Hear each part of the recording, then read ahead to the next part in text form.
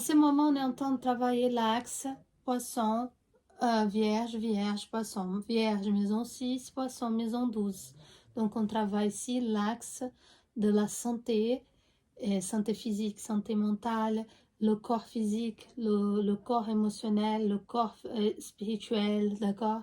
On travaille nos habitudes, on travaille le travail, l'énergie du travail, notre quotidien, la santé, la propreté, les collègues de travail.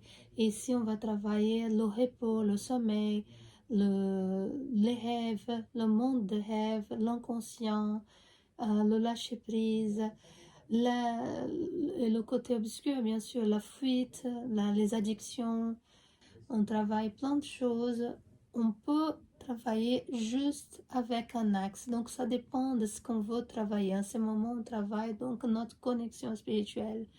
Mais aussi les leurres, les abus, tout ce qui est caché, tout ce qui est dissimulé, tout ce qui qu'on ne voit pas. Donc, cette maison qui parle de ça, elle est très, très importante. OK? C'est la maison 12. La maison 12, elle va nous parler de la fuite, de tout ce qui est caché, tout ce qu'on ne voit pas, tout ce qui est dissimulé. Et aussi, quand on a peur, qu'on ne veut pas vivre la réalité, donc on s'échappe parce qu'on ne veut pas vivre la réalité. Donc cette maison, elle est très importante parce qu'elle va nous parler de tout ce qui fait partie de notre inconscient et qu'on n'a pas accès de façon claire. Donc comment on va avoir accès à cette maison? En faisant une thérapie, en faisant de l'hypnose. Donc on a le poisson, l'énergie du poisson, ok, il croit, c'est la foi, c'est la spiritualité, d'accord.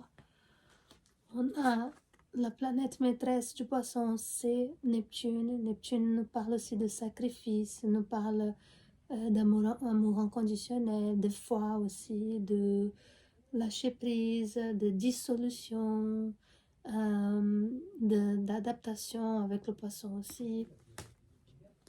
Et comme je vous ai dit, la maison 12, c'est cette maison où on va travailler tout ce qui est caché dans l'inconscient.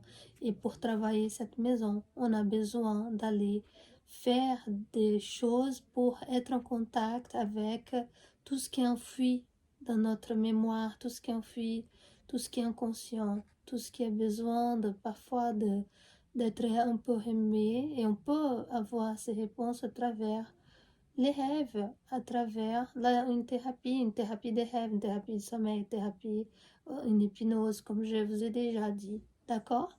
Donc, voilà. Et pour ceux qui veulent faire mon mandala astrologique, on travaille. Donc, comme je vous ai dit, on va travailler. Je vais tirer une carte pour chaque secteur de votre vie. Ok? Ici, on a comme si c'était le bélier, l'ascendant, mais la personne peut avoir un ascendant gémeaux, par exemple. Et donc, ça change tout. Donc, je vais déjà analyser chaque maison et les signes qu'on a dans ces maisons. Et ensuite, je tire une carte pour cette personne. Et j'explique un petit peu l'énergie du moment. Donc, si vous voulez faire...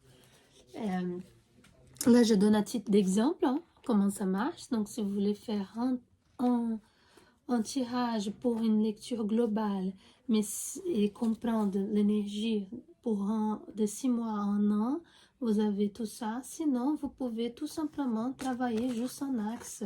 On a l'axe de la famille et l'axe de, par exemple, famille et carrière, ok? Ou l'axe, par exemple, des études, ok? On peut faire l'axe des études ici. On peut faire l'axe du moi et de l'autre, mon partenaire, ok? Je donne ça à titre d'exemple, mais on peut travailler tout ça avec le mandala astrologique